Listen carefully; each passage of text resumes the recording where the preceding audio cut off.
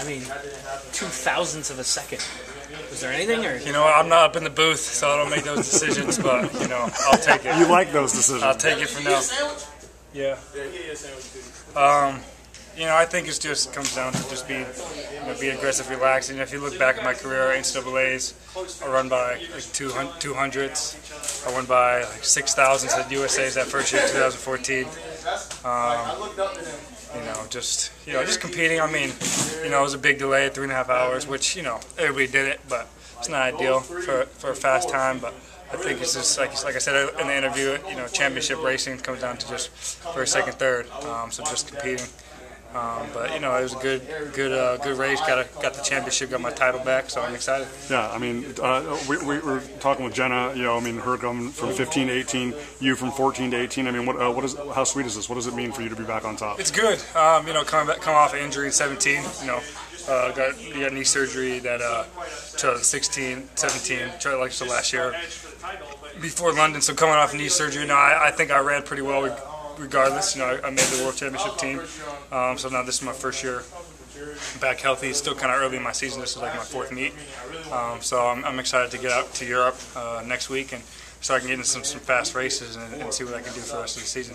You talk about being aggressive, but I mean, just your competitive will. I mean, it isn't an accident when it's by 6,000ths and multiple hundreds that you can continue to do this. I mean, where does that burst or that belief come from over the last 2 hurdles? Because I think you were in 4th place with 2 hurdles to go. Just being confident in myself that I always have a chance no matter what. So that's what it is. Coming off the last hurdle, I know. I ran a PB in the 100 this year, so I know I got the speed. So then we got about 13 meters off that last hurdle to run, so it turns to a race then. So that's where it came down to. Hopefully in the future it doesn't come down to that. So but that's something to keep working on, just keep getting better. But it was an exciting race. Grant Holloway, me and him are good friends, so it's just fun to compete with him. He's gonna do a lot of things. I thought he was gonna come out and go pro and hang out with me for the summer, but I'll have to wait till next year. He called you his big brother.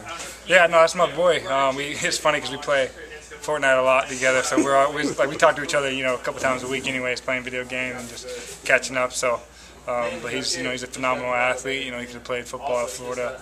He's a great long jumper, 4x4, 110. Really, whatever he wants to do, he's going to be great at. So, I think maybe I'm lucky that he's not coming out pro this year, so I can avoid him for a little bit. How'd you get to know him? In 2015, I think, juniors were in Eugene, and he came to campus, and my coach was recruiting him, Jamie Cook. At the time, he was like, "Hey, meet this kid." So I met him, and I showed him around campus a little bit. He wanted to look at the football facilities and stuff like that. So I just took him under my wing, kind of showed him around. We kind of connected from there, and then just checked in. From there, he texted me, every once in a while when he was still in high school and then coming to college. He decided out of Florida. It wasn't Oregon, but still, checking in with me how everything's going and training wise. So it's pretty cool.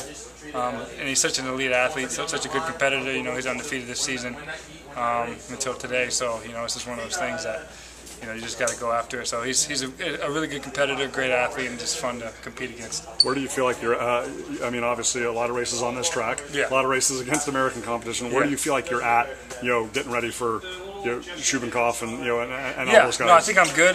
We kind of just been training hard the last couple months leading up to this meet. Right, USA is probably the big meet for us. So the last couple weeks I've been kind of toning it down, feeling good. Unfortunately, we had a couple headwinds, which you could say it doesn't make a big deal. It can't make a big deal. It doesn't really matter because everybody's doing it. But now I just got to get into Europe and work on a few things. I might go back to 7 steps now that I got some non-championship competitions to try to go for it. Because I started the season out like that. And just go back. I'm feeling a little bit fitter, feeling a little bit healthier. And just faster in general. So I think some good times will come. Just keep being aggressive, keep competing well, and just do my thing in Europe. And that's what it comes down to. Just, like I said, it doesn't matter the time really. If you keep winning, you're gonna win a gold medal eventually. Absolutely. Are you bummed a little bit that there's no championship this year?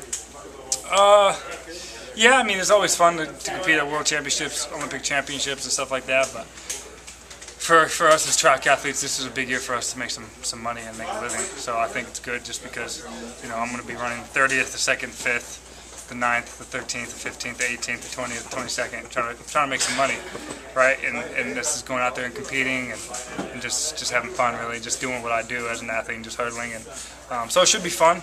Yeah, it's kind of, the World Cup's kind of like a World Championship, so that's going to be exciting meet to do. All the top 8 teams in the world competing for the team title, which kind of takes me back to college days. So that'll be cool. But other than that, just have some fun, make some money, and try to make a living. I just bought a house, so I need to furnish it and pay bills. The hurdlers race each other a lot.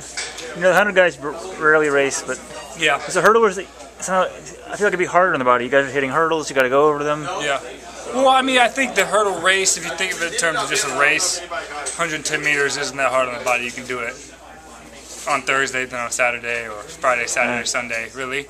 And I think there's just, out of the top, 14, 16 guys, it's all the same people every weekend, right? So we'll go from Diamond League to Diamond League. We'll see Omar, Orlando Ortega, Aries Merritt, Sergey Shubankov, Ronald Levy, Hansel Parchment, Alik, the same guys, always want to go to the big meets because that's where, that's where we make our money, and that's where we compete, and that's where we run fast times.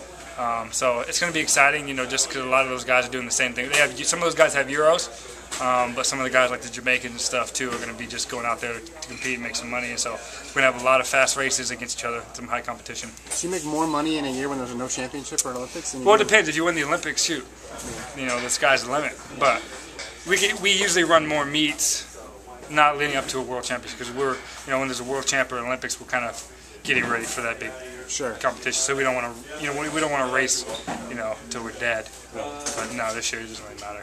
Obviously, we don't want to kill ourselves. But Time's been a little slower this year, it seems. Is that any reason for that? I don't think so. I think, you go back to, Prefontaine, it was a tailwind that, it can hinder or help, a hurdler. So we got some fast times, but